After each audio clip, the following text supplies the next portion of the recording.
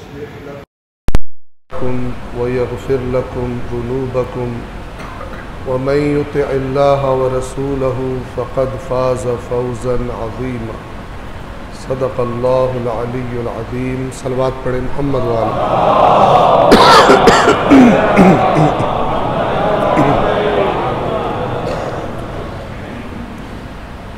सबसे पहले ख़ुद अपने आप को और फिर आप तमाम मोमिनीन को, बंदगान खुदा को, रोज़ादारों को तक़वा इलाही अल्लाह तबारक व तआला से डरते रहने की और अल्लाह को हर हाल में याद रखने की ताकीद और नसीहत करता हूँ। खालिक कायनात ने अपनी किताब में और मोहम्मद व आले मोहम्मद ने अपने फ़रामीन में अहम तरीन चीज़ तक़वा को करार दिया है। कभी फरमाया कि नेक अमल तभी कबूल होगा जब उसे तक़वा के साथ अंजाम दिया जाए। कभी फरमाया हमारा कुरान, इसकी हिदायत उसी को फ़ायदा देगी जो साहिब तक़वा है। कभी फरमाया जिस जन्नत में जाने के मुश्ताक हो वो जन्नत हमने साहिबान तक़वा के लिए आमादा की है। दो आयात मैंने अभी आपके सामने तिलावत की। ये सूरतुल अहज़ाब के आखिर की आयात है। इनमें भी तक़वा का ज़िक्र है। फरमाया ए ईमान वालों, तक़वा इख्तियार करो। और फिर तक़वा तो ज़ाहिर है हर काम में होता है, हर बात में होता है, लेकिन एक बुनियादी चीज़ की तरफ इशारा फरमाया कि आप तसव्वुर कर सकते हैं कि वो चीज़ के जिसका ज़िक्र मैं अभी आपकी खिदमत में अर्ज़ करूँगा, अगर वो हमारे मुआशरे से ख़त्म हो जाए तो हमारे मुआशरे की तकरीबन अक्सर बुराइयाँ ख़त्म हो जाएंगी। अक्सर जुल्म, बेईमानी, नाप तोल में कमी, ये सब अल्लाह की ये एक बात मान लेने से ख़त्म हो सकता है। लेकिन बात यह है कि मानते नहीं हम। फरमाया या अय्युहल्लज़ीना आमनुत्तक़ुल्लाह, ए ईमान वालो अल्लाह का तक़वा इख्तियार करो। वक़ूलू क़ौलन सदीदा, और जब बात करो तो सच्ची और सीधी बात करो। बात करते वक्त, कोई ख़बर देते वक्त, कोई गवाही देते वक्त, किसी चीज़ के बारे में किसी को कुछ बताते वक्त हेरा फेरी ना करो, सीधी बात बताओ। अगर ये काम करोगे तो अल्लाह तुमसे दो चीज़ों का वादा करता है। लेकिन अगर ये करोगे तो पहली चीज़ जिसका अल्लाह तुमसे वादा करता है वो क्या है? युस्लिह लकुम आमालकुम, अल्लाह तुम्हें ज़मानत दे रहा है, तुम सच्चाई को अपना लो, अल्लाह तुम्हारे तमाम आमाल की इस्लाह फरमा देगा, तुम्हारे तमाम आमाल की कमियां बेशियां दूर फरमा देगा, ठीक हो जाओगे। और ये बिल्कुल वाज़ेह बात है। कितनी खराबी है जो इंसान झूठ के सहारे करता है। अगर झूठ न बोलना हो उसने तो वो खराबी नहीं कर सकता। उसे पता होता है मैं ये काम करूंगा, उसके बाद झूठ बोल के, बातों में हेरा फेरी करके, गलत बयानी करके बच जाऊंगा, झूठी गवाही दे के, झूठी गवाही दिलवा के बच जाऊंगा।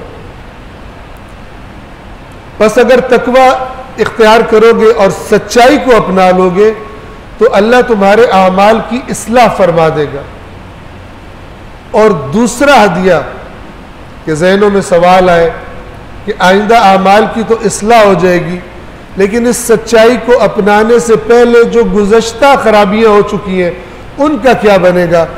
तो करीम खालिक ने फरमाया तुम सच्चाई को अपनाओ तुम्हारे आमाल की भी इस्लाह कर दूंगा, व यग़फ़िर लकुम ज़ुनूबकुम, और तुम्हारे गुज़श्ता गुनाहों को भी माफ कर दूंगा। आमाल की इस्लाह हो जाए, मुआशरे की इस्लाह हो जाएगी, और जो गुज़श्ता गुनाह थे इन लोगों के वो भी खुदा माफ कर देगा, एक सच्चाई को अपना लेने के एवज़। लेकिन अफसोस कि अल्लाह ताला खुद कुरान में बार बार फरमाता है, क़लीलम मा ततज़क्करून, बहुत कम लोग हैं तुम में से जो हमारी नसीहत को कबूल करते हैं। और फिर उसी आयत में फरमाया, वमन युतिअल्लाह व रसूलहू, जिसने भी अल्लाह और उसके रसूल की बात मानी, अल्लाह और उसके रसूल की इताअत की जिसने, फ़क़द फ़ाज़ फ़ौज़न अज़ीमा, तो वो यकीनन अजीम कामयाबी को पा गया। सलवात पढ़े मोहम्मद वाले।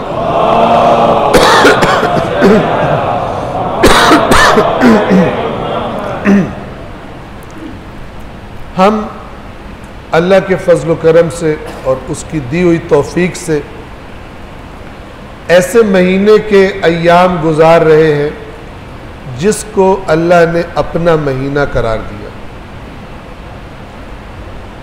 ये एक एक बात अक्लमंदों के लिए तवज्जो तलब है। सवाल ये पैदा होता है कि क्या सारे महीने अल्लाह के नहीं हैं? क्या सारे अय्याम अल्लाह के अय्याम नहीं है? अल्लाह मालिक नहीं है हर चीज? तो फिर खास तौर पर माह रमजान को क्यों कहा शहरुल्लाह? तो आइए खुद अल्लाह तबारक व तआला से इस महीने के बारे में अगर हम सवाल करें कि ए परवरदिगार तू बता इस महीने में क्या खास बात है। अगर आम तौर पे कोई हमसे सवाल करे कि माह रमजान में दूसरे महीनों से हटकर क्या खास बात है, तो हम क्या जवाब देंगे? माह रमजान में रोजे रखने होते हैं। लेकिन अगर हम अल्लाह से पूछेंगे तो यह जवाब नहीं देगा। अल्लाह माह रमजान का तारुफ रोजों से नहीं करवाता। अल्लाह ने माह रमजान का तारुफ किसी और चीज से कराया। कबल इसके कि मैं अर्ज करूं, पहले आपको मिसाल दे दूं। अगर मैं मिसाल के तौर पे आपके सामने चंद सालों के नाम लूं और मैं कहूं 1945, 1946, 1947, 48, 49, 50, ये जिन सालों के मैंने नाम लिए, इनमें से सबसे अहम साल बतौर एक पाकिस्तानी के आपको कौन सा लगेगा? 1947। 1947 में बहुत सारे काम दुनिया में हुए होंगे, लेकिन अगर कोई आपसे सवाल करे कि इन सालों में आपने 1947 को क्यों अहम समझा है, तो आप क्या जवाब देंगे? आप वो चीज बताकर इस साल का तारुफ करवाएंगे जो आपकी नजरों में इस साल का सबसे अहम वाकया हो। आप क्या जवाब देंगे? 1947 में पाकिस्तान को आजादी मिली थी। वो कहे और भी बहुत सारे काम हैं जो 1947 में हुए थे। आप कहेंगे मेरे लिए अहम नहीं है। मेरे लिए 1947 इसलिए अहम है कि इस साल मुझे आजाद वतन नसीब हुआ था। अब आइए माह मुबारक रमजान की तरफ। सब महीनों के नाम लिए जाए, शहरुल्लाह किसे कहा जाएगा? माह मुबारक रमजान। तो अल्लाह से अगर हम सवाल करें, आपने इन 12 महीनों में माह मुबारक रमजान को खास तौर पर अपना महीना क्यों कहा? आया रोजों की वजह से? तो अल्लाह तबारक व तआला का वो जवाब जो कुरान में मौजूद है, माह मुबारक रमजान का क्या तारुफ करवाया अल्लाह ने? तवज्जो फरमाइएगा, ज़हन नशीन फरमाइएगा कि अक्सर उम्मत की अक्सरियत, शिया अहले सुन्नत की अक्सरियत उस तारुफ को ही नहीं समझ सकी जो अल्लाह ने माह रमजान का करवाया। सूरतुल बकरा आयत नंबर 185 185 फरमाया शहर रमजान, रमजान वो महीना है, नहीं फरमाया कुतिब फीह सियाम, जिस महीने में रोजे फर्ज किए गए। इससे तारुफ नहीं करवाया। अल्लाह की नजरों में क्या अहमियत है माह रमजान की? क्या वाकया पेश आया जो अल्लाह के नजदीक इतना अहम है कि माह रमजान का तारुफ ही उसी वाक्य से करवा रहा है। फरमाया शहर रमजान अल्लज़ी उन्ज़िल फ़ीहिल कुरआन, ये माह मुबारक के रमजान वो महीना है जिसमें कुरआन नाजिल किया गया। क्या तारुफ है माह रमजान का अल्लाह के नजदीक?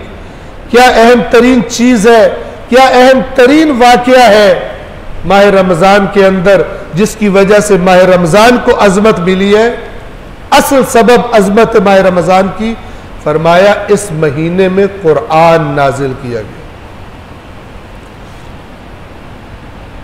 या अल्लाह, कुरआन नाजिल किया गया किस लिए? कुरान के नुज़ूल में ऐसी क्या अहमियत है? तो गोया खुदावंद आलम यह जवाब देगा कि तुम जानते हो, तुम इंसानों के लिए मेरे नजदीक अहम तरीन तुम्हारी जरूरत क्या है? बाकी तमाम चीजों से ज्यादा तुम्हें किस चीज की जरूरत है? वही चीज कि जिसका मैंने तुम्हें हुक्म दिया है कि हर नमाज में, हर रकात में मुझसे वो चीज मांगो, और वो है हिदायत, वो है रहनुमाई। लिहाजा हर रकत में कहा गया खुदा से मांगो इहदिनस सिरातल मुस्तकीम, सीधे रास्ते की हमें हिदायत फरमा। तो ये माह रमजान वो महीना है जिसमें कुरान नाजिल किया गया। कुरान में क्या है, किस लिए नाजिल किया गया? फरमाया हुदल लिन्नास, जो लोगों के लिए हिदायत है, व बय्यिनातिन, और इस कुरान में वाज़ेह और रोशन बातें किससे मरबूत? मिनल हुदा वल फुरकान, तुम्हारी हिदायत से मरबूत, और इस बात से मरबूत कि तुम्हारे अंदर हक और बातिल में फर्क करने की सलाहियत पैदा कर दी जाए। इसके लिए हमने कुरान में वाज़ेह दलाइल रख दिए। बस अजमत माह रमजान का सबब कुरान का नुज़ूल बताया, और फिर कुरान का क्या तारुफ करवाया? तुम्हारी हिदायत के लिए।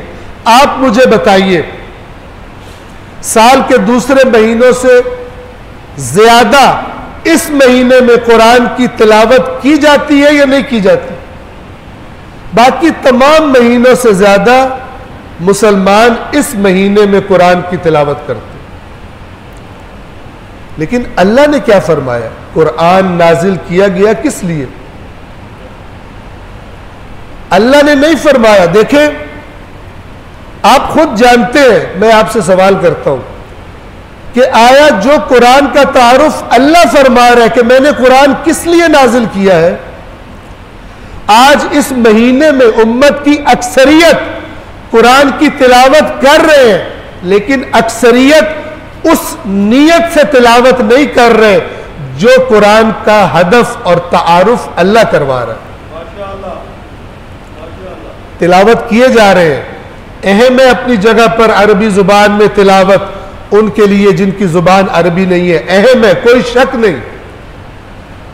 लेकिन अल्लाह ने यह तारुफ नहीं करवाया। अल्लाह ने तारुफ करवाया कुरान नाजिल किया गया तुम्हारी हिदायत के लिए।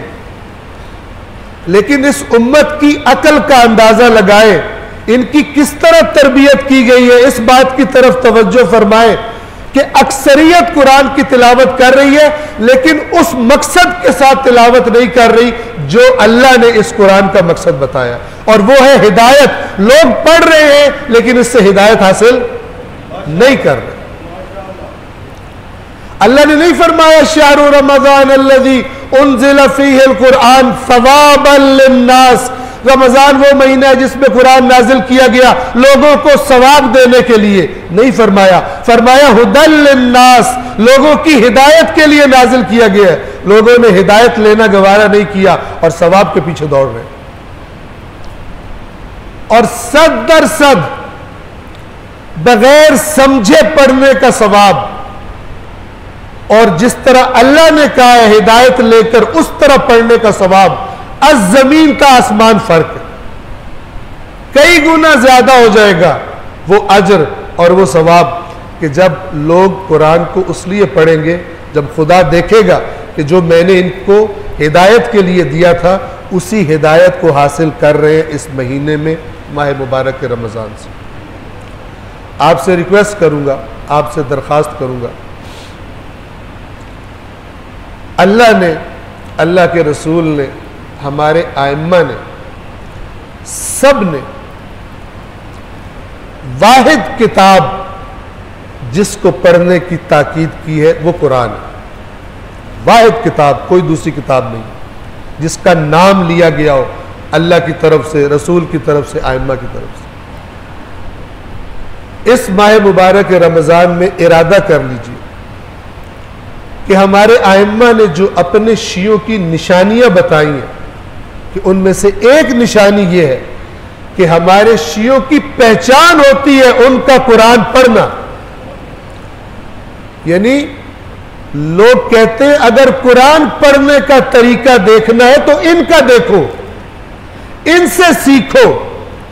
आया आज हम बतौर शिया उस मकाम पर खड़े हैं या हमने अपने आइम्मा की इस रहनुमाई पर अमल किया है कि हमारी अलामत बन जाए, हमारी पहचान बन जाए कि अगर कुरान पढ़ते देखना है तो मकतब अहले बैत वालों को देखो।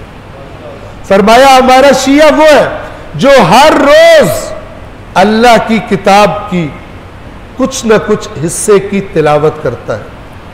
खालिक के कायनात से दुआ है कि ऐ परवरदिगार, इस किताब के बारे में जिसके नुज़ूल को तूने इस महीने की अजमत का सबब करार दिया, जिसके नुज़ूल से तू इस महीने का तारुफ करवाता है, परवरदिगार उस किताब से जुड़ जाने की, उससे हिदायत लेने की, मुस्तकिल उसकी तिलावत करने की हम सबको तौफीक अता फरमाए। बिस्मिल्लाहिर्रहमानिर्रहीम। वल अस्र इन्नल इंसान लफी खुस्र इल्लल्लज़ीना आमनू व अमिलुस्सालिहात व तवासौ बिल हक़्क़ि व तवासौ बिस्सब्र।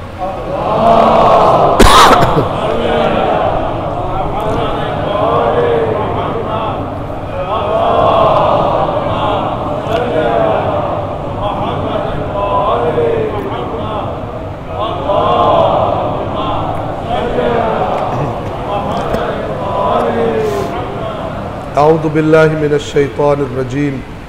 बिस्मिल्लाहिर रहमानिर रहीम। अल्हम्दुलिल्लाहि रब्बिल आलमीन बारिइल खलाइक अजमईन वस्सलातु वस्सलामु अला नबिय्यिहि व सफ़िय्यिहि व हाफ़िज़ सिर्रिहि व मुबल्लिग़ रिसालातिहि सय्यिदना व नबिय्यना अबिल क़ासिम मुहम्मद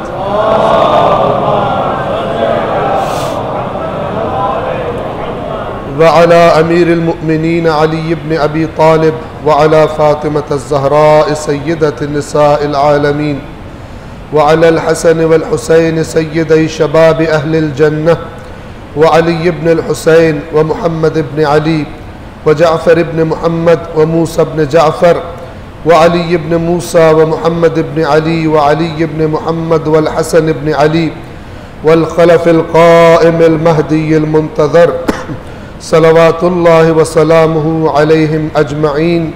अल्लाहुम्मा अग़फ़िर लिल मुअ्मिनीना वल मुअ्मिनात वल मुस्लिमीना वल मुस्लिमात अल अहयाइ मिनहुम वल अमवात ताबि' बैनना व बैनहुम बिल खैरात इन्नका मुजीबुद दअवात इन्नका अला कुल्लि शैइन क़दीर। सलवात पढ़ें।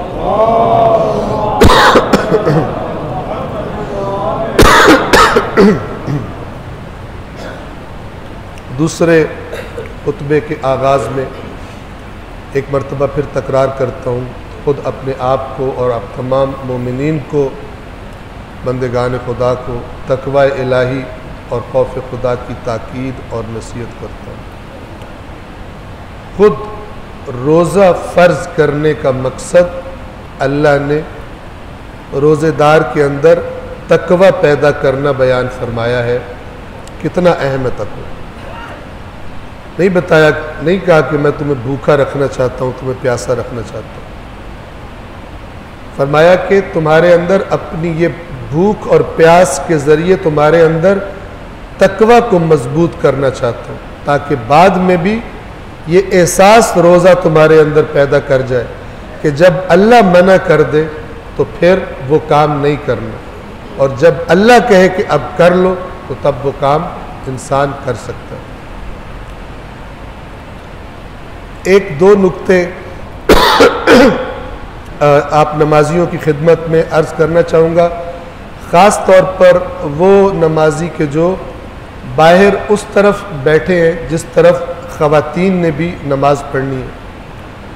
तो ख़वातीन की तरफ से ये बात हम तक पहुँचाई गई है कि जब नमाज जमात खड़ी होती है तो उस साइड पर मर्द हजरात बाज़ औक़ात ख्याल नहीं करते कि ख़वातीन की जमात का इत्तिसाल हो रहा है या नहीं हो रहा, दूर खड़े हो जाते हैं, आगे होके खड़े हो जाते हैं, जिसकी वजह से ख़वातीन की नमाज जमात सही नहीं होती। तो ख़ास तौर पर जो उस तरफ मोमिनीन बैठे हैं वो इस बात को यकीनी बनाएं कि जब नमाज जमात खड़ी हो तो इस तरह खड़े हों कि ख़वातीन की नमाज जमात सही हो सके।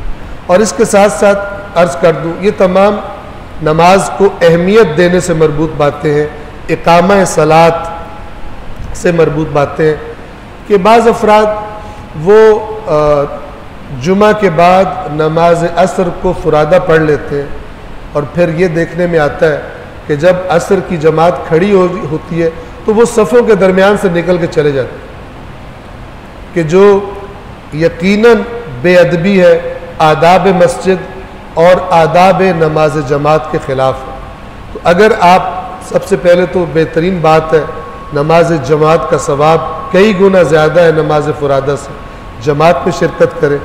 और अगर कोई एमरजेंसी है और आपने जाना ही है तो फिर पहले से ही आप नमाज पीछे जाकर पढ़ें ताकि सफ़े ख़राब ना हो। जब नमाज जमात खड़ी हो चुकी हो उसके दौरान कोई बीच से निकल कर जा रहा हो। परवरदिगार आलम इन बातों को, नमाज को, मस्जिद के आदाब को अहमियत देने की हम सब को तौफीक अता फरमाए। दो नुकात की तरफ इस दूसरे खुतबे में इशारा करना चाहूँगा। एक 10 तारीख़ है माह मुबारक रमज़ान की, और वो यौम वफ़ात है उम्मुल मुमिनीन उम्म फ़ातिमत ज़हरा जनाब खदीजतुल कुबरा सलामुल्लाह अलैहा।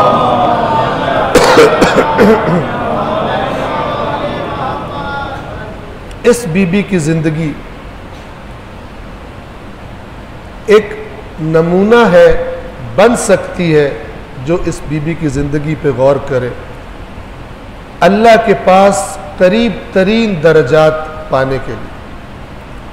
आप तवज्जो करें कि इस बीबी ने क्या किया था कि अपने शौहर को गार हिरा में ग़िज़ा पहुँचाने के लिए, जो मक्का गए हैं वो जानते हैं कि मक्का कहाँ था, जहाँ आज मस्जिदुल हराम है, तकरीबन वही मक्का था। वहाँ से ये बीबी खाने पीने का सामान लेकर चलती हैं और गार हिरा तक आती हैं। अब लोग टैक्सी या बसेस पर उस पहाड़ के दामन तक जाते हैं और बाद में भी 1 घंटे से ज़्यादा टाइम लग जाता है ऊपर चढ़ते चढ़ते। तो ये बीबी अपने शौहर के लिए खाने पीने का सामान लेके जाती, खुद जाती।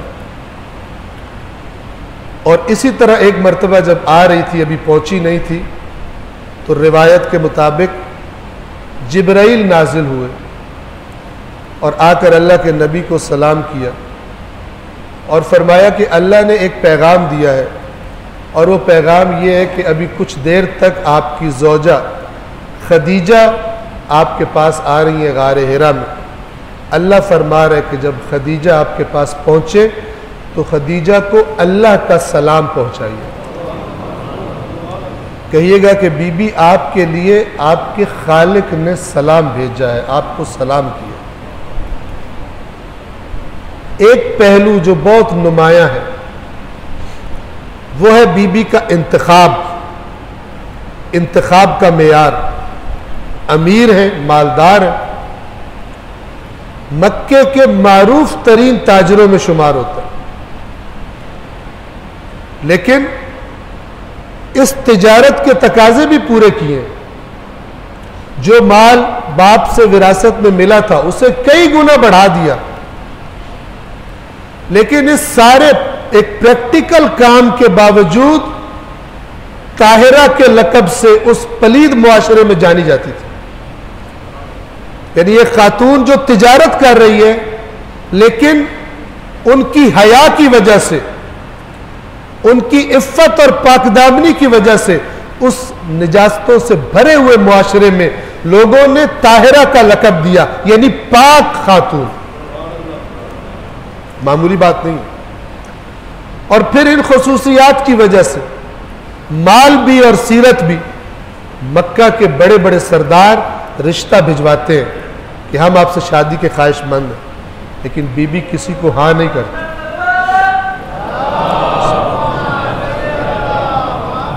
बीबी किसी को हाँ नहीं करती।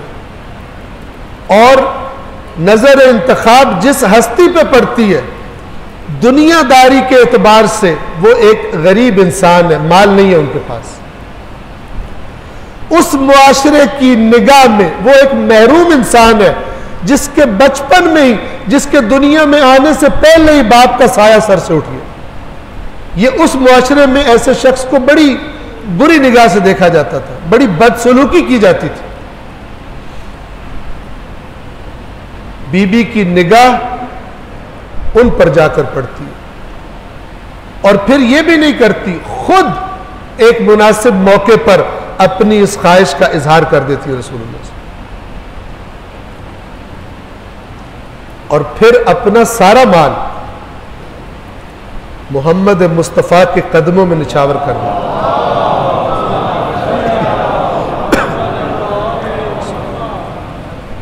और ये फरमान हमारी रिवायात में नकल किया गया अल्लाह के रसूल का कि इस्लाम किसी चीज से इतना नहीं फैला जितना खदीजा के माल और अली की तलवार से फैला।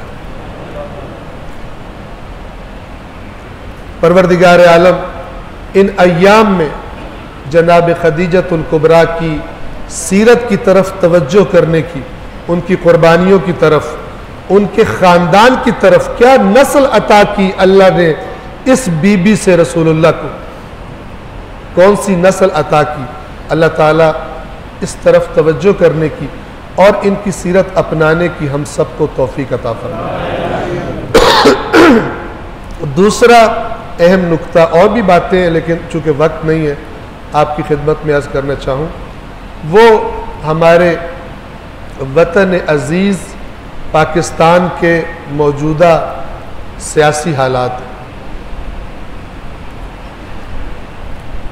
मुझसे बाज़ औक़ात इन अय्याम में पूछा गया, आपके ख्याल में क्या होगा, आपके ख्याल में अब क्या होगा, आपके ख्याल में अब क्या होगा, अब क्या होगा। तो मैंने कोई अपना माहिराना तज्ज़िया पेश करने की जगह मैं जवाब में सिर्फ एक बात की, मैंने कहा कि इस कौम के साथ वही होगा जो अल्लाह ने पहले से बता दिया इनको। हमारी कौम के साथ, हमारे साथ वही होगा जो अल्लाह ने जिसके बारे में हमें पहले से बता दिया। और वो क्या है, आयत भी आपको अर्ज करता हूं कि आप सब जानते हैं, लेकिन उस आयत से मैसेज लेकर मैंने कहा कि ये जो वाकयात पेश आ रहे हैं, ये जो अप डाउन नशेब व फराज आज पाकिस्तान के सियासी हालात में हो रहा है, इसका नतीजा वही निकलेगा अल्लाह की तरफ से जिसके ये कौम काबिल है, जिस नतीजे की काबिलियत रखती है, जो अपनी परफॉर्मेंस से, अपने कामों से इस कौम ने अल्लाह को दिखाया है कि हम किस चीज के काबिल हैं, अल्लाह वही चीज अता करेगा, वही कुछ होगा, क्योंकि अल्लाह ये कानून कभी तब्दील नहीं करता। और वो आयत आपके सामने अर्ज करूं, सूरतुर राद आयत नंबर 11। इसका पहला हिस्सा नहीं पढ़ रहा क्योंकि फिर तफसील ज्यादा बतानी पड़ेगी, वक्त कम है। दूसरा हिस्सा इसका, इन्नल्लाह ला युगय्यिरु मा बिकौमिन, अल्लाह किसी कौम की हालत को बदलता नहीं है, यह उसका कानून है। अल्लाह किसी कौम की हालत को नहीं बदलता, हत्ता युगय्यिरु मा बिअनफुसिहिम, यहां तक कि जब तक वो पहले अपने रवैयों पर गौर न करें कि हमारे रवैये का क्या किरदार है आज मुल्क को और इस मुआशरे को इस मकाम तक पहुंचाने। जो लोग झगड़ रहे हैं इस वक्त, अदालतों में जंग हो रही है, मसलन सड़कों पे आ जाएगी ये जंग मिसाल के तौर पर, जो कि आसार नजर आ रहे हैं। इनको किसने इंतखाब करना है? कौम ने करना है बेसिकली। किसने वोट दे रहे हैं? हम में से हर फर्द, जो नहीं देंगे मैं उनकी बात नहीं कर रहा, बिलउमूम जो इनमें से जिसको भी इक्तदार की कुर्सी पर बिठाएंगे, अवाम बिठाएंगे। खुद बिठाया जाए एक ऐसा शख्स कि जो खुद वोट डाले एक ऐसे इंसान को जिसके बारे में पता है कि यह ठीक नहीं है। और हमारे यहां तो ऐसी हस्तियां पाई जाती हैं जो आलमी शोहरत याफ्ता है, बेईमानी में आलमी शोहरत याफ्ता। मैं बेपर्दा बात कर रहा हूं, ठीक है। हर एक के पास अकल है, हर एक के पास इख्तियार है। कतअन भी किसी को सपोर्ट और किसी के खिलाफ बात नहीं कर रहा, मेयार बता रहा हूं। एक इंसान खुदा क्या करता है? एक इंसान कि जो खुद अपने हाथ से, जब उसके पास अमानत थी कि तूने कहां पे डालनी है, उस वक्त अपने जाती मफादात की वजह से, कोई अपना मकसद, कोई लालच पूरा करने के लिए लापरवाही से किसी गलत के बॉक्स में वो वोट डाल देता है। बाद में जब वो बैठ जाता है, मुसल्लत हो जाता है, फिर आके अल्लाह से दुआ करता है, या अल्लाह हमें करप्ट हुक्मरानों से निजात दिला। तो अल्लाह उसकी दुआ उसके मुंह पे मारता है कि तू शर्म कर, पहले खुद अपने हाथों से, जब मैंने तुझे इख्तियार दिया था कि तूने क्या करना है, तूने उस वक्त इसी के हक में वोट डाला, इसी को लेकर आया, और अब मुझसे दुआ करता है कि मैं इसको खत्म करूं। तो मैं कौम की हालत उस वक्त तक नहीं बदलता जब तक वो खुद अपने गलत रवैयों पर गौर न कर। अगर पाकिस्तानी कौम नहीं जागती तो वतन के ये हालात तब्दील नहीं होंगे, बद से बदतर की तरफ जाते रहे। चोरों को और मौका मिलेगा चोरियां करने का, डकैतों को और मौका मिलेगा डकैतियां करने का, हरामखोरों को और मौका मिलेगा हरामखोरी करने का। अगर हमारी कौम नहीं जागती, अगर संजीदा नहीं लेते मामलात को, यह ना देखें कि ढोल किसकी तरफ ज्यादा बज रहा है, यह ना देखें कि कौन ज्यादा पैसे वाला है और कौन, इन मेयारात पर रहेंगे तो रिपीटेडली तकरार होगी, यही जिल्लत और यही रुसवाई। अल्लाह तबारक व तआला अमल कुछ और करने वाले और फिर दुआएं मांगने वालों की, इनकी दुआओं को अल्लाह ताला कबूल नहीं फरमाता। एक सलवात पढ़े मोहम्मद वाले।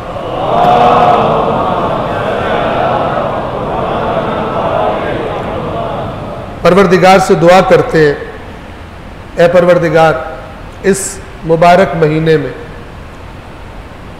हमारी कौम को, हम में से एक एक को अपने इनफरादी और इज्तिमाई, अपने घर के अंदर रवैये, अपने मुआशरे के अंदर रवैये, अपने मुल्क और कौम के बारे में अपने रवैयों पर गौर करने की, फिक्र करने की तौफीक अता फरमा।